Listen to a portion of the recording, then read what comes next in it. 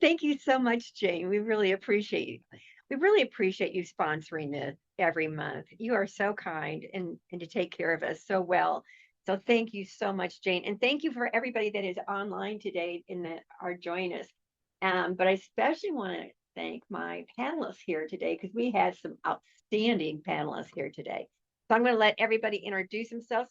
Let's start with Matt because you're online. No pressure, right? I got to do it. I got to Right. be first. Yes. Well, let me set the bar really low so that way everybody can just kind of fall over it. My name is Matt Glazer. I'm the CEO and co-founder of a small boutique consulting firm based out of Austin, Texas, called Blue Sky Partners. We focus really on social impact consulting around strategy, operations, management, and change management. Although we're based out of Texas, I am currently in New Orleans, which is why it's blurry in the background. If you've ever been to New Orleans, you know that you're just like that's just the way it is. And doing some work here with Tulane, Loyola, and the Economic Development Corporation for the next month. So it's a real honor to be here and share some insights, and hopefully I can just be a little helpful. But really, the brains and the talent are in the room there in Austin, Texas. You are so sweet. That's why we invited Matt today, just so that he would say that about us here today, right? Happy to. Scott, yeah, Scott, how about you go next? Hey, well, good morning, everyone. My name is Scott Carley, and my brand is a change energizer. And I specialize in building elite, high trust leaders and teams who will take on bold challenges and produce measurable results. I'm also the author of the book, Can I Trust You? And we know that trust is the currency of every decision, partnership, and opportunity. And I developed from it the trust credit score. So I help people get into the 800s of their trust credit score. So it's great to be with y'all today. I'm looking forward to this. Amy. Thanks.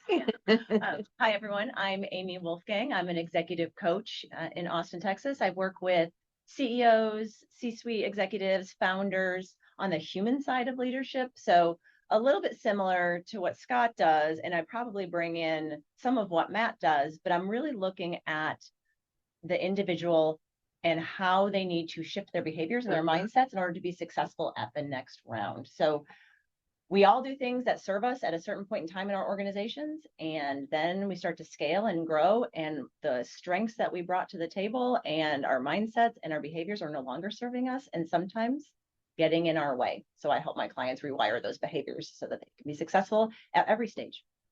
Yeah, and both of you service a national target market. Yeah. Yeah. Mhm. Even though you're in Austin, because I know like you're going to New Jersey today. In a few hours. Yeah. Yep. And last but not least, my favorite panelist that comes here every month. Thanks. My name is Bill Thompson. I'm the Associate Director here at the SBDC. Been here 13 years. We help businesses, small businesses, 500 employees or less than 5 million in revenue, expand, grow, scale. We can also help businesses start if they have a good credit score and equity put into their venture, and they have some transferable skills and they're coachable. That is the key word, coachable, right? And I think that, oh my gosh, all right, hold on to that word because I think that's where we need to start today. And I'm Jana Menifee LLC, and I do certified business valuation. So if you're trying to exit, bring on a partner, getting divorced, and it's a part of your community property, or you're trying to put your business in a state, give me a call. Be glad to help. And I too also do a national base here. Coachable. Let's start with that word because I think if you're not coachable, it doesn't make any difference, right? So if we're talking about what, so I think this is the answer to that very first question we have. What actually separates a capable leader from an advanced one? And why does it matter to the value of your business? Why does it matter if you're coachable? How do you know if someone's coachable? What do you do? How do you get them to be coachable? Want to jump out? I'm happy to jump in here, but you look like you have something on your mind. You know, when I coach people, one of the things that I do is, just our very first meeting, I have a discussion with them and say, so for me to help you, I need your permission. Because if I don't have your permission to speak into your life and talk to you about things that may be uncomfortable, then we're wasting our time. And so I just need you to, you don't have to sign anything, but I just need to know that you are going to give me permission to speak into your life and into your business and just open up a little bit. And that little discussion seems to be a big key in people dropping some of their defenses and realizing, well, I'm paying this guy. Maybe I should listen to him. And so that goes a long way in getting started. How about you, Amy? And I think to add on to that, Scott, I think that was beautifully said. We don't know what we don't know.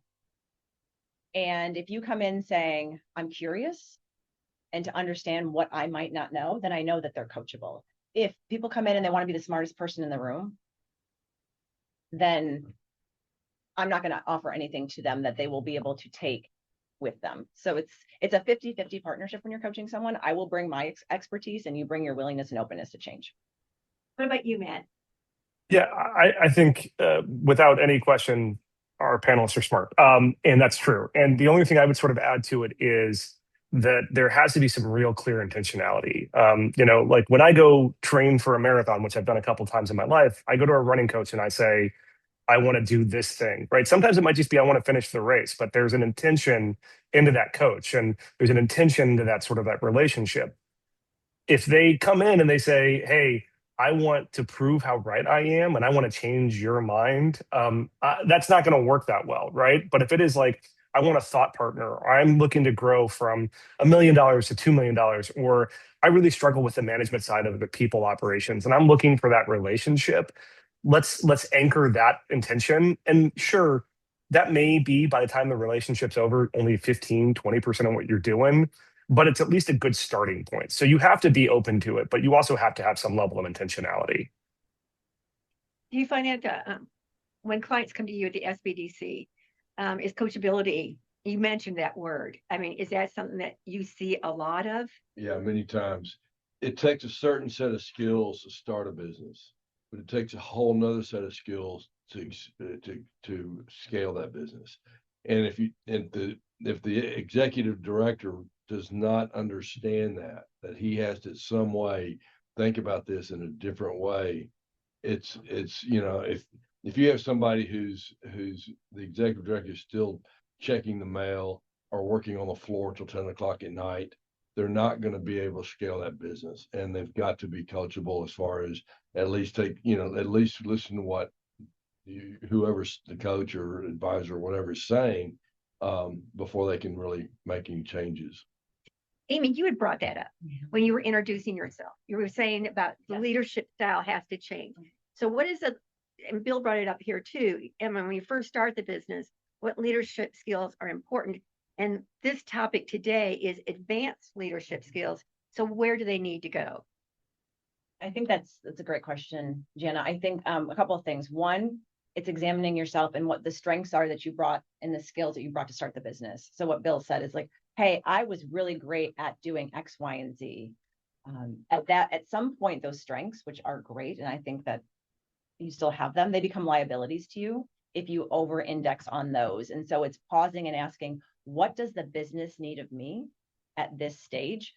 But we don't always do that. We just keep going because we're like, hey, we were successful. This will continue to be successful. You're going to hit a point where it's not going to be successful. So it's stopping and asking the question and getting clear on what's next. And I like the term highest and best use. What is my highest and best use as the owner, CEO, executive of a company at this point? Yeah, there was something that comes to my mind. I'm working with a guy right now who, he's great at what he does, but he's doing everything. And, that's his responsibility. That's what he hired on to do, is everything in his area. And so we were going through a thing about forecasting your success. And I threw him 7 years into the future, where are you going to be? What are you going to be doing? And it got him to thinking, I don't want to be doing now what, in 7 years. And so it got him thinking a lot. And one of the things that came up was he doesn't know how to delegate. Ah, yes. And this weekend, I got to watch him do a really effective job of delegating and walking away and letting those people take care of a particular area. And I just patted him on the back and I said, way to go, bravo. You're learning skill that's going to take you 7 years into the future. Matt, what do you find when you're talking about advanced leadership skills? Are you finding those something similar to that? Yeah, one of the things I always try to remind myself, because this is a journey even I'm on, right? Is like I didn't wake up one day being like, I want to be a CEO of a consulting firm. That wasn't in my path when I was 17, 18 years old. And one of the things I have to remind myself all the time is it's actually two things. One is, to Bill's point, there are days where my job should be to work like on the business, not in the business. And I love the consulting work. I love writing a strategic plan. I'm really good at it. But the most valuable use of my time is going to get the next contract, is to do the relationship, to show up to the networking event, to let folks know that I'm there, to make sure that my accounting is done correctly, to make sure the payroll is being run. And that's not, I think why a lot of folks get into business is they don't think about the admin side and working on the business. They want to work in it. They want to make the widget. And as you grow into the role, you have to elevate yourself up. And it's a weird dynamic. I think the other big piece, as I kind of reflect back on what Scott was just talking about, is that the first time you do something, you're not supposed to be very good at it. The very first time I managed somebody in a one-on-one, I was a terrible manager, right? The 300th time, I was much better at it, right? And so sometimes you might have these conversations where someone says, I'm not really good at this part of it. Well, no one's expecting you to be good the first time you do it. And again, that's why you get a coach. That's why you join these groups. That's why you have conversations like this, is because sometimes you're going to fall flat on your face, and that's okay because you've learned something, but now you have to go process that with somebody. So that way, the next time you don't go from bad to good, but you go from bad with some experience to a little bit better, and you just kind of improve slowly and steadily. And I think that if you keep those two things in mind and you get rid of this good bad binary that we kind of sit into, if as long as you're kind of evolving, I think you're going to do better and better. And it's not like they teach this stuff in high school or college. Right. And I think that you brought up a really good point too. Because the first time we do things, we're not going to do it in the right way, right? And if we have to do it 300 times before we actually figure it out, well, if you hire a coach, it doesn't take 300, Right. because you're bringing in that 300 times of what they've already done. And that's the importance of having a coach.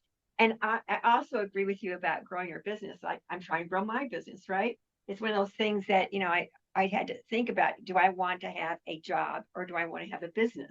And I want to have a business. And so last summer, I started setting in place what I knew what I needed to do in order to grow the business. And the first thing I had to do was learn to delegate, right? I hired an assistant, Gladys. She's been on the panels in the past. She's amazing. And now I've got two assistants. Susanna is there. And then I also have another person that helps with evaluations, another CVA. And then I'm hoping to get another CVA sometime this fall. But yeah, so yeah, that's so important. Map out. And you mentioned that as well. I mean, Yeah, you also said something that is a really big deal, I think.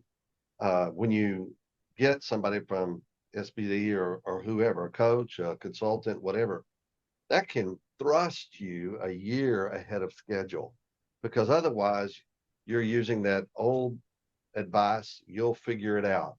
And that old advice, you'll figure it out, takes a long time. And I wasn't very good at that. But hiring a coach or a consultant, getting involved in this just pushes you so far ahead. And it makes a huge difference, makes a huge difference for me. And to add on to that, I think some of the reason it takes a long time is there's underlying belief systems and wiring underneath the skill that we have to address. So when Janice said, "Oh, I got an assistant, it's time for me to delegate," it's easy for me to tell someone how to delegate. AI can give you 5 steps on how to learn how to delegate. That's not what's keeping us from delegating, not knowing how to delegate. It's the wiring underneath that's stopping us. Control or really high expectations, or I can do it faster, right? So that's what the coach can help you rewire so that you can do the skill. Right. Yes. And yes, you definitely need a coach. Yes, because I know I had a coach. And just figuring out is extremely expensive. Yeah, Right. Yeah. Sure. I call that stupid tax. And I have paid a lot of stupid tax. It is. I mean, it's true. I mean, so many times you always hear the expression, it's progress, not perfection, right? We always want to be making progress, but if we can have somebody help us so that we don't make so many mistakes, that's really important. So Scott, you mentioned your book. So in your book, Can I Trust You? Why is trust the silent question, and how do advanced leaders earn it consistently? Well, just about everything we do, whether it's in a boardroom or a sales meeting or casual conversation, people are silently asking that question, can I trust you? Because we're fixing to put our confidence in you. We want to know that I'm safe with you. We want to know that you have the answers. And we're looking for trust.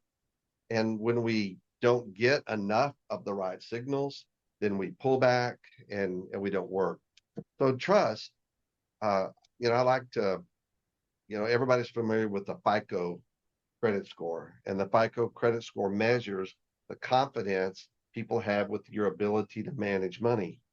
So I developed the trust credit score, which helps you understand your ability and people's trust in your vibe, your character, and your expertise. And when people they score you unconsciously most of the time, and they have a lot of confidence in your vibe. You bring energy into the room, you bring good intentions into the room, and then your character, just the kind of person that you are, you bring that in, and then your expertise. When your trust is high, just like a FICO credit score, doors open, deals happen, and things move forward. But when trust is low or fractured, or there's skepticism or uncertainty, then man, things really slow down. So I wrote the book to help people be intentional with raising their trust credit score so that they can move faster in what they're trying to do. So Matt, you do that same thing, right? Because you have to, when you're going in to work with a client or anything, you have to have that trust as well. And what do you do in order to help your clients get that trust of their people? And how did they get trust in you? What do you do? That's a great question. And I think that's something I struggle with right now because, when you're a certain point in your career, the solution is let me show you my CV, my resume. Let me rattle off like everything I've done, all the accolades, the jobs I've held, the titles I've had, the positions I've moved through. And my warning is that that doesn't usually work. I think it's really good for building credibility, but I don't think it's a good way to build trust, right? So it's one thing to say something like, hey, I've seen this problem before, or you're not the only one that's ever wrestled with this. I saw this other place. And Scott's already modeled it like organically 2 or 3 times. My client and I have gone through this. I've gone through this process, right? I think that works. The bigger difference is, I think it's really hard, especially in this moment where we've gone sort of more virtual in society. But it's you got to be present. I mean, I really think that that's the anchor thing. It's just you got to actively listen. You got to hear the actual question. You got to get the context between the language and understand not what someone is saying, but what they mean behind that. And where, like, kind of Amy was kind of alluding to that language and that conversation to be like, I want to be a partner for you. That's a skill, right? That's some real work. And there's a reason, again, we pay coaches and therapists and psychiatrists, like, and doctors in our life, because you walk into a doctor's office and you have your arm in a sling and you say, oh, my arm really hurts. And you keep scratching your neck and rubbing your neck, the doctor's going to notice that, right? And so I think that this like language of trust and communication is to say, hey, I've noticed you're rubbing your neck. Is your neck okay too? Let's dig in a little bit, right? Let's figure this stuff out. Let me be a partner. And so we've built our firm around human-centered design and design thinking because of that, right? It's like this idea that this work should be happening with somebody, not to somebody. That this idea that, we're all smarter when we're all smarter. And these are other cliches. They also have a little element of truth. And I think if we really design ourselves around sort of active listening and human engagement and being perceptive, well, then we're now sort of in community. And I think that's where things get really interesting. But I think way too often we rely on like sort of the credibility arguments. And I don't think that that is a really compelling thing. It's one data point. I'd be really curious what like Bill and Amy and Scott think, but that's where my kind of an original thought is. So Amy, what do you think? Yeah. Well, I mean, I agree with what Matt said, and I'm flipping the script a little bit to the opposite side, which is the communication outward to people. So the listening piece is key. But I think a lot of times from a trust perspective, or a leader thinks I have to have all the answers before I communicate out. Like they're looking to me to have the answers to their questions. And so then they don't communicate because they're worried the entire time of well, how am I going to look if I don't have the answer? And so in not communicating, back to what I think Matt got to, is like, in not communicating, you're actually sending a message. You're sending a message all of the time. So our brains need to make meaning out of data when it's there and data when it's missing. And so I think in the listening and being confident in your communication to understand be able to say what you do know, what you don't know, and what the next steps are, that's taking that listening to the next level. What about you, Bill? I agree. In order to build trust, it comes with the relationship and taking the time to build a relationship. In networking, you never make the sell on the first hit. You build that relationship, build that trust. Same with it in advising. When meeting somebody, I'm really listening to see who they are, what they are, and then it's real important for me to follow through on whatever I say I'm going to do. If I let them down by not following through, I've just destroyed trust. My director says it's easy to get that first conversation, but it's not so easy to get the second conversation if you don't build the trust. And so trust is key. On a psychology point of view, because that's where part of my training, trust is the basics of all human development. Trust versus mistrust. And Erickson's model is the first things that infants go through as far as when they're maturing emotionally. Yeah, I like that. Covey says you can't talk yourself out of a problem that you have behaved yourself into, but you can behave yourself back into trust, and often faster than you think. And I wrote this book because I had a major trust crash in my life that crashed my career, and I had to rebuild trust. And it couldn't be words because words were empty, but behavior over time rebuilt that trust even stronger than maybe it was before. So among the things that I like to do with a client or an organization, I want to get them in action, because I want to watch their behavior. I want them to watch each other's behavior, because that's where trust happens. Think about a football game, and they need to make some touchdowns. My biggest hero is Tom Brady. He's 2.5 touchdowns behind. He's got 90 seconds on the clock, and he's got to win a Super Bowl. And he pulled the team together, and their behavior, their action, watching each other interact, he pulled it off. And I think the quicker we can get people in action and watch them in action and help them along the way as they go, better. And that's going to happen. How many downs did he take to get to those 2 touchdowns? Several. So it's not an activity, it's many activities over time. I love that. That's my secret sauce. And I think also some consistency behind those actions. So if every day I'm walking in going, who am I going to experience today in this leader? Or I don't know what their behaviors are going to be. I already have a mistrust built into, and a question and energy around. So it's the consistency of those behaviors as well, knowing I know that when I approach Scott, this is how he is going to act within this range. Right. But I think part of this conversation that's important, and I don't want it to get lost because I think we're talking about the external stuff, is also taking the moment to really reflect on the internal stuff, right? Scott, I'm going to guess, I've seen you out in the community a couple times. I'm guessing that you're a little bit more of an extrovert, right? I'm not. I'm an introvert, right? And I can be super social, but I also need to know that about myself, right? I need to know that I don't make plans in the community on Friday nights. I just can't do it, right? My friends back in the day when I was younger used to call me Sir Flakes a lot because I would always miss on a Friday or Saturday, right? But I know that about myself now. So on Fridays, that's typically where I go see a movie, or I read a book, or I have dinner with my wife, or I go walk my dog, or I spend more time doing the things that charge me up. And so I think that this conversation is really important, but I do think it's a really external facing conversation. I think it's really important to know that you don't have to be a big extrovert. You don't have to be a big introvert, that there's not a one size fits all approach. And again, this is where I think coaching is really important. I didn't know I was an introvert until basically my coach and I, back when I was still had a coach, and I need to get another one, was sitting there saying, Matt, everything you're saying makes me wonder that the thing that you're doing right now doesn't seem aligned with what you actually want to go do. And I had created this false narrative in my head where, as an executive director of a nonprofit or a CEO of a for-profit, I had to go be out all of the time, and I had to go say yes to everything because that's how I thought I had to go build trust, especially as a young leader.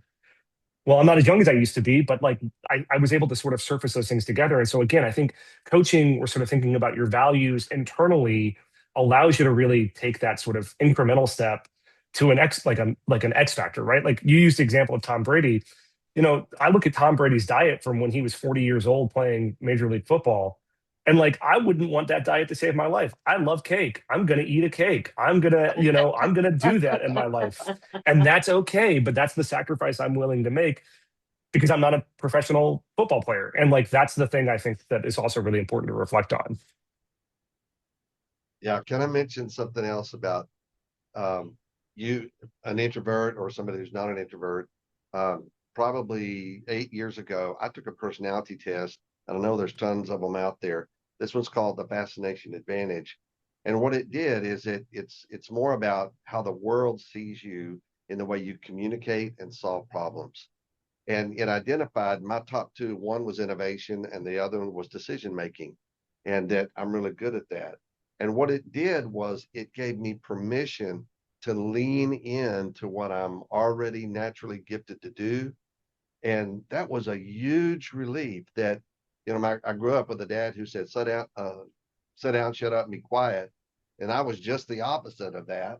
And so it gave me permission to lean into who I am.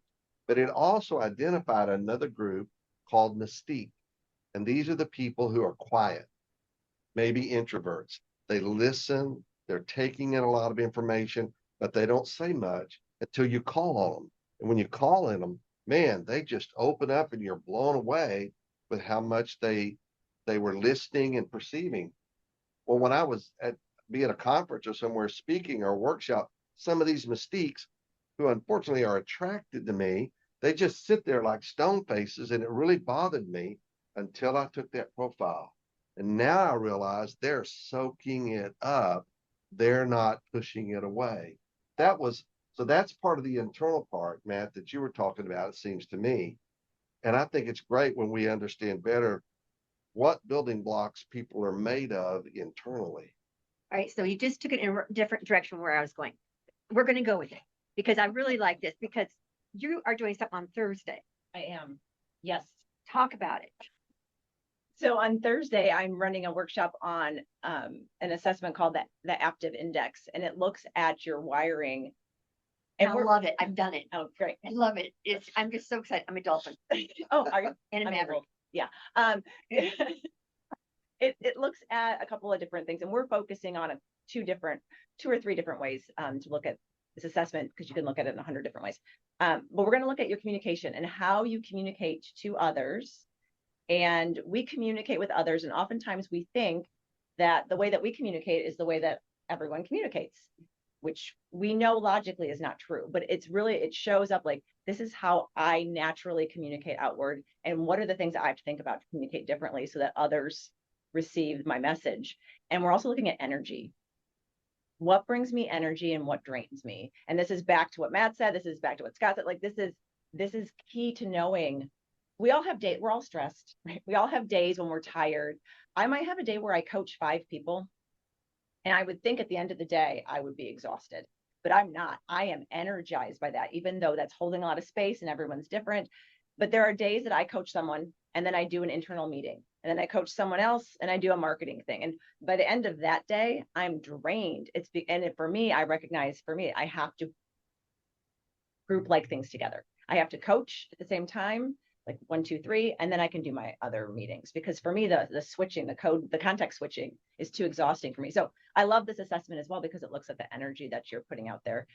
And then we're finally going to look at knowing this about yourselves, knowing your communication, knowing the energy piece. How are you showing up with others who you want to build trusting relationships with? So that test, can we share that with?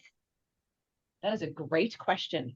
Probably that would be something that I would ask my co-facilitator, since it's his assessment, but yes. Yes, would you ask? I will. Because one thing I really liked about that is that you got 3 free questions, and it was AI. Yes. And it gives you like suggestions, and it was like, oh no, you don't. I'm not taking any of those suggestions, right? Because I'm a maverick, right? So I put in there all right, I have a business valuation business. Based on my personality disorder that I just did, what job should I be doing in order to grow my business? And I loved the answer because it was like, what I'm doing. It was just like, yay. And it was so good because it just say exactly where I should be going. It was like what Matt was saying, my job now, if I'm growing the business, is being out there and being the face of Menifee LLC. That I'm going out there and getting the work and representing Menifee LLC, and then delegating that work. And then I oversee the work to make sure it gets done right and that it meets all of my standards before I give it to the client. But we make sure that, but yeah, so it was so cool when I did that. And Jason, who created the assessment, created the AI to go with it. So it's built on the assessment. The AI is proprietary to that, built into the assessment, which is really cool too. Yeah. That was amazing. So hopefully we can share it. Yeah. Find I out. will find out. Stay tuned. Yes, Yeah. that would be And amazing. then real quick, Yeah. there was a question in the chat I just want to pull out. Scott, what was the profile test that you also mentioned? Was it Fascination Advocate? Fascination Advantage. Advantage. And Okay. just- I get the beauty of being online, so I get to see the questions coming in, and that was one of the questions that came in. Oh, and I also love that Catherine said, I know you believe that you understand what you think you said, and now I lost it, but not maybe what was heard. And I work with a lot of clients who will say, oh yeah, the message was delivered. And I said, that's great that you delivered this message. What was the understanding of the message that you delivered? And so that's the piece that sometimes gets lost is you think what you said was understood in the way that you intended. And I always talk about intent and impact. And we have good intent, but the impact that we have to others is not always positive. And we have to keep those both in mind. So the assessment that you talked about, is that one that is available that we could give to everybody? Yeah, if you go to howtofascinate.com, Sally Hogshead is the person that put it together. It's about $89. So you can go get it, and it's great. It's Awesome. great. I'm certified in it. If you get it through me, then I can show you a few things about it. But it's howtofascinate.com. Was developed in I want to say 2007 to 2009, and she's one of the #1 branding experts in the country. And it's built from how the world sees you, not how you see yourself. Which brings up, one of my coaches told me something that was game changer, said, you can't read your own label from inside the container. So how do you read the label? So I am identified in that as the maverick leader. And I'm irreverent, entrepreneurial, and dramatic. And I live up to every bit of that. And so it helps me to lean into what I'm already gifted to do. Wow. So we're talking about advanced leadership skills. I think one of the things that's coming out of this discussion is that you first have to really understand who you are. And if you don't not really know who you are and be open to hear who you really are, I mean, I think that's the scary part, right? Because not everybody wants to think, they think they have this persona, and then they find out you don't really have that persona. That takes guts. I mean, it really takes guts to sit there and really look and go inside yourself to see who you are, to read that label, and then work with it. Be open to that. It's not just, that's brave, right? That takes courage. And so if you really want to be a great leader, I think one of the big things that's coming out of this here today from everybody, from Matt and from our coaches here, is that you've got to start by looking inside first. Who are you? Where are your strengths? Yeah, but get somebody else to help you figure that out. Don't do it by yourself. She brought out something that I also went through, dealing with your limiting beliefs, things that others imposed on you, usually from a parent or somebody who was an authority figure, imposed some things on you, created a belief system that many times is not accurate at all. And there's processes that Amy can take you through to to shed some of those limiting beliefs and realize you can do so much more than you thought you could. And you really are talented in this area. Go write a song, go for it. I wrote a song once, and my husband hates it because it only has like 3 words. Yeah, and I don't know how to sing either. So that's another thing too. That's for a whole new panel discussion some other time. Because we do have some magicians, but musicians coming on. Jason Blair. He that's how he his summer job when he was growing up, he sang on the stage. Oh, cool. Yeah, and they have an IP lawyer band. They're actually really good. I bet. I know. Everyone's creative in their own way. I know it, Everyone is. but I mean, think about limiting beliefs, right? We think IP lawyer, we immediately think boring, right? IP can be so boring. Anyway, doing on time. Okay, we're doing great on time. So building leadership and a lasting legacy. So Matt, your mission is to help organizations do good work for a long time. What does succession planning look like at the advanced leadership level? Well, scary enough, succession and transition planning looks like having one at the advanced leadership level, right? I think the reality is we work with folks like big brothers, big sisters, all the way down to governments, down to like folks that are about to go work with you, Jana. And the reality is most folks for 10, 20, 30 years, their idea of succession planning was I'll sell it or I'll die on the seat. And that was the plan, right? And that's not a plan, right? That is a hope, that's an aspiration, but that's not a plan. So simply thinking of it like almost anything else in your personal or professional life, what is your actual plan? So when you think about like your estate planning or planning for a will, you know who your beneficiary is. You know who is going to get your assets. You know sort of what the next steps are. You know if you're going to give to charity or not. There's no judgment there, right? But you have those really intentional conversations, hopefully, right? All too often with a business, the reality of it is somebody just kicks it or says, I'm done. And then they make the plan as they're kind of out to water. So, when you close that big $1 million sale, when you are having the best day you've ever had, when you're kind of like Amy and you've been really focused, you're doing the thing that really lights you up, you're not task switching, that's the day to like pause and reflect and say, do I want to sell this? Do I want to hand this off to a member of my family? Are we structured the right way? Am I a nonprofit? Do I have a board? Do I want to make it where it's offered to the board? Do I want to be a co-op? Do I want it to be owned by my employees?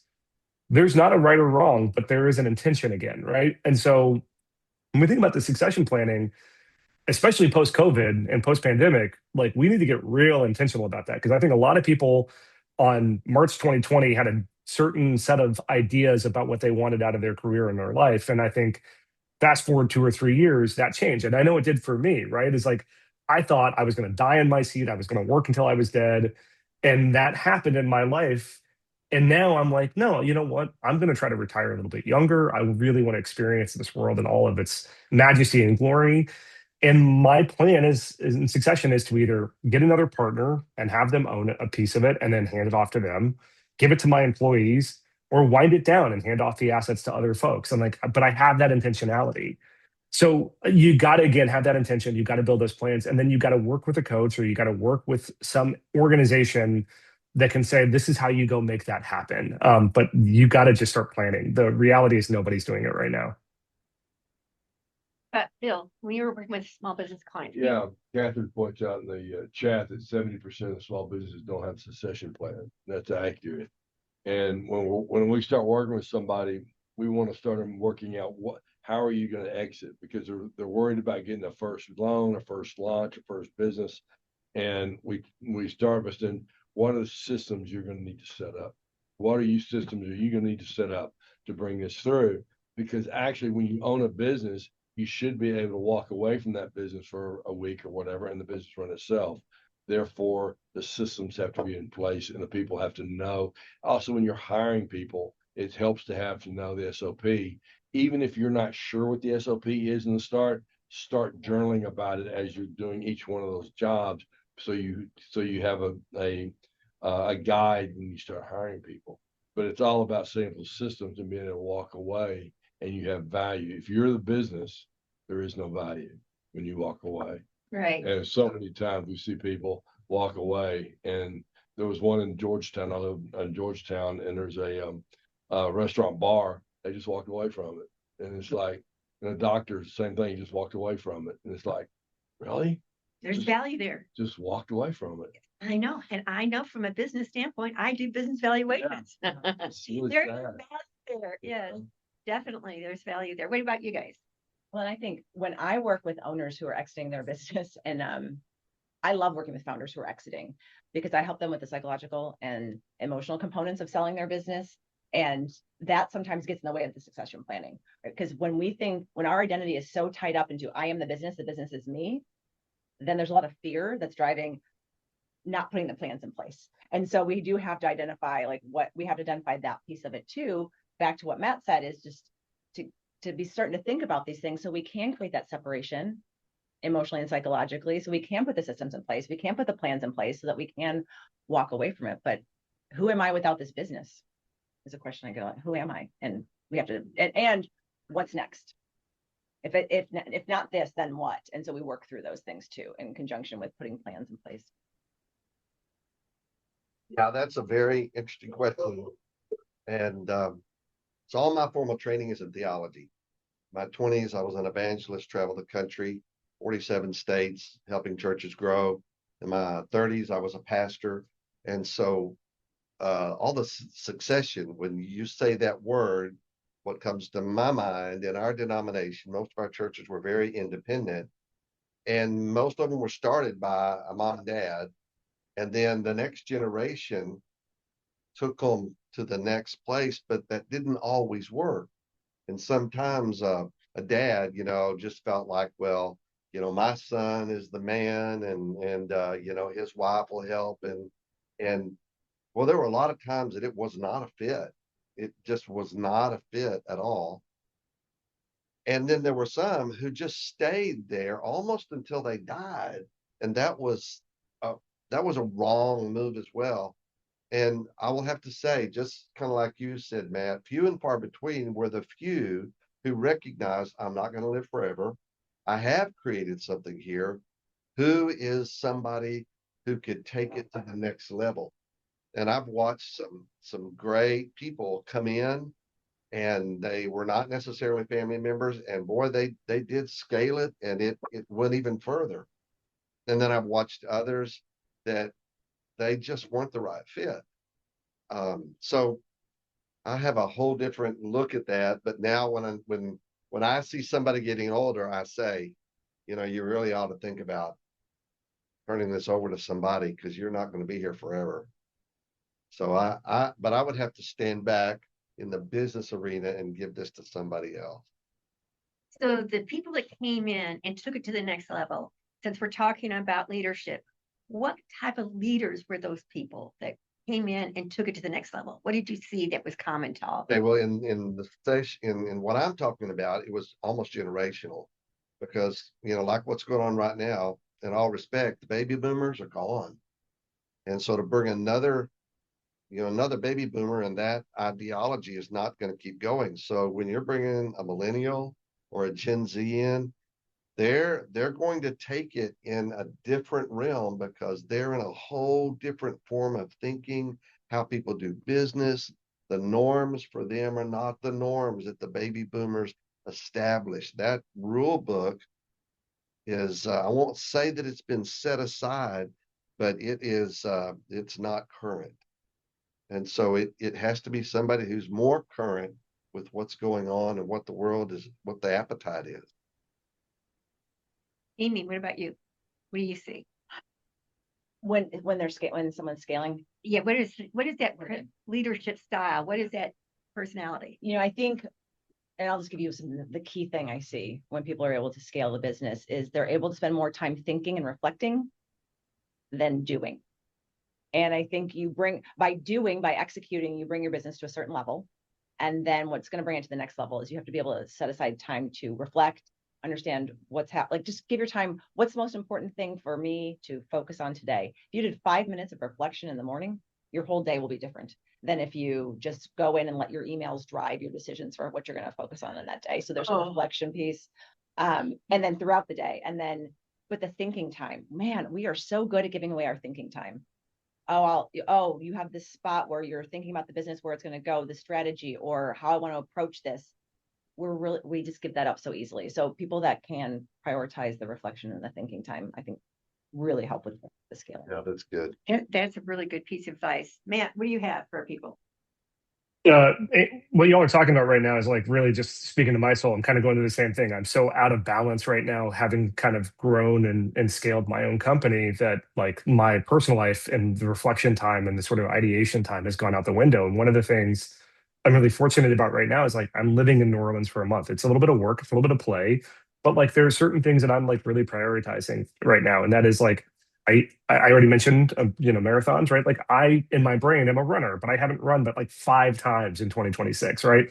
And of those 5 times, were 2 times were yesterday and today, right? And so like carving that type of stuff out, right, is to like be aligned with the things that bring you value at a really personal, intrinsic level and holding them sacred, right? I have a planner that I'm gonna crack open probably, like on June 1. Why June 1? Because it's just a nice, clear, easy day to get that started, right? So like getting those things back and prioritizing them. I think the other thing I would just sort of add to this is, besides sort of just plus oneing everything everybody's saying, is also like understanding that there's a very big difference between skill sets and titles. If I were the chief strategy officer of Blue Sky Partners, which is a title I used to hold, 3 years ago, we were $1 million ARR. We had 5 to 10 clients at a time, 40 or 50 clients a year. And like that was one thing. But like I'm not able to be our chief marketing officer, right? Like I'm not online. I have a LinkedIn account, but that's about it, which all of y'all can connect with me on. But I'm not on Instagram. I'm not on Facebook. I'm not really on Twitter or X. I'm not on any of these other platforms. So that eliminates my ability to communicate how I want to market us. But I do know, as the sort of top level person, that like I do have a destination or a plan or a goal of revenue and footprint and services. And so there's a really distinct possibility I need to bring somebody under the team that is in part the chief marketing officer or the marketing director. There's also a really real world in which like I am the CEO right now of my own company, but if I were producing something, if I were making widgets in a production line or logistics, there's a real world in which I can get us to that sort of first phase, but I can't get us to that second phase. I don't have that experience. And so does it make sense for someone like me, if I were in that world, to go from being CEO of a $5 million company to being a COO or a chief people officer or a chief strategy officer, and give myself a title demotion so that way I can get where we want to go? And sometimes that's a really hard conversation, right? Sometimes we get wrapped around that title, but the real reality is if we say our intention is I want to get to this level so I can retire by the time I'm 65, or that I can go get acquired, or I can go see this change in the world, then sometimes you got to let go of that title. And those are real hard conversations to have, not just with yourself, but with your team. Because in change management, one of the things that's really scary is to hear your CEO wants to demote themselves. Like, just it's a weird and scary conversation. And so I think that that's also a really important thing to be thinking about. I'm going to thank you, Bill. Would you like to share what you do and to help you work with your day? I know that you. Well, on this subject, one of the most fun parts of this job now, and it's been this like a year and a half, is bringing on interns and associate advisors and starting to train them. And it's so interesting because they're training me. They're training me in ways that way of thinking. We start a conversation here, I'm ready to go here, and they're out here, and I'm going, holy smokes, and it gives me a lot of confidence in the future, because these young people, Jen and I teach, we taught together, and she calls them students, and I call them children, and I had to quit calling them kids. And yeah, children. I'm still learning that. Hopefully I don't do it in front of them. One may be on this out there somewhere. So anyway, but so it's just a lot of fun to bring these young people on and to watch them and watch how they interpret it and watch their ideas of growing this agency, whatever you want to call us. But that was to your point, right? Yeah. Because the different generations are bringing in different perspectives. Yeah, some of the concrete rules that my generation lived by, that this is just the way you do it. They've come up with different ways of doing it.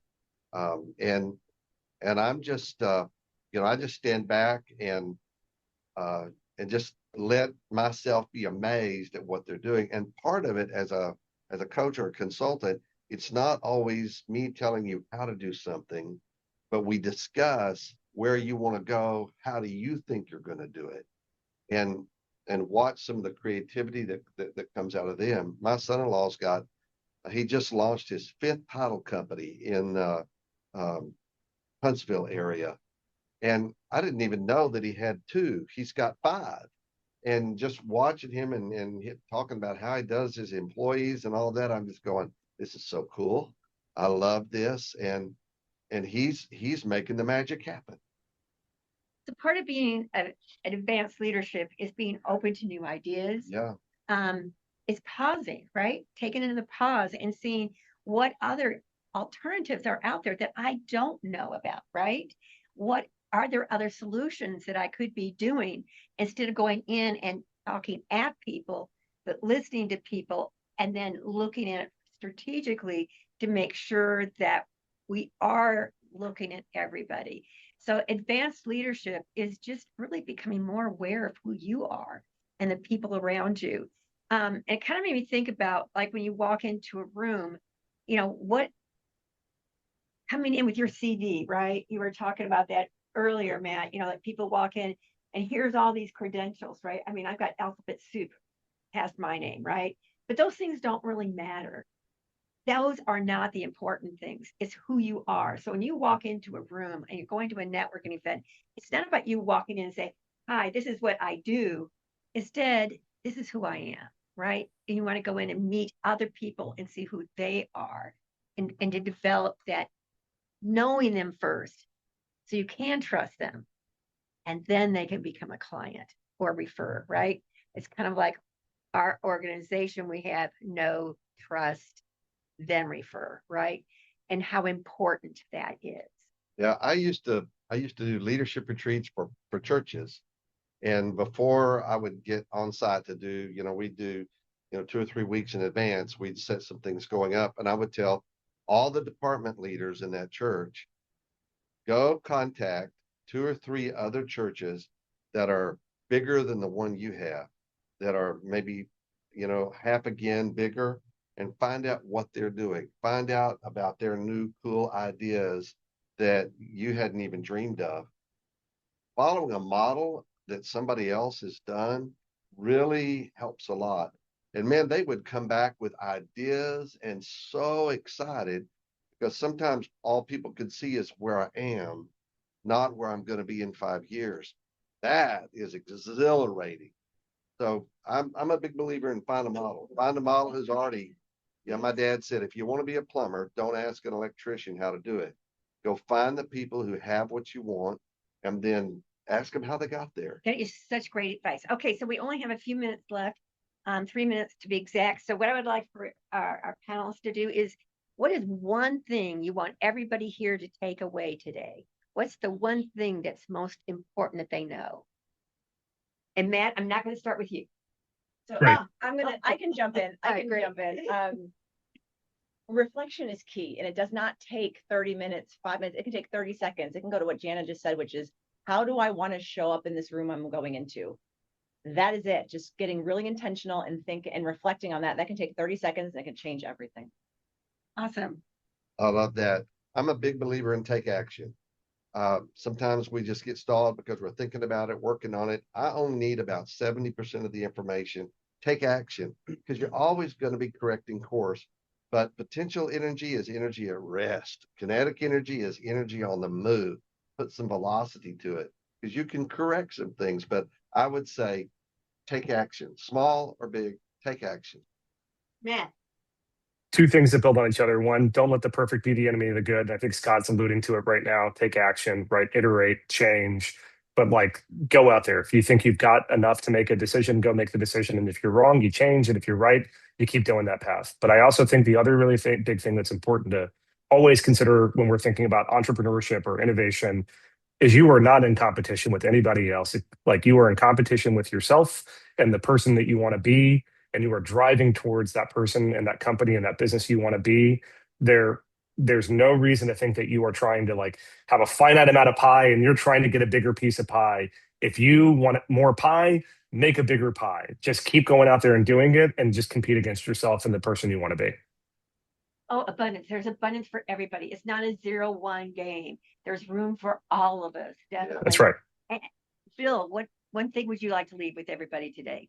Well, that's really good stuff. It's really hard to follow that stuff, but I guess mostly be willing to tolerate the uncomfortability of self-discovery. And also know how your employees and the people on both sides of you, how do they communicate, to understand what their needs are and how they communicate. I think that's critical. This is fun. Yeah, this is always great fun. I actually wrote it down what we're doing for next month.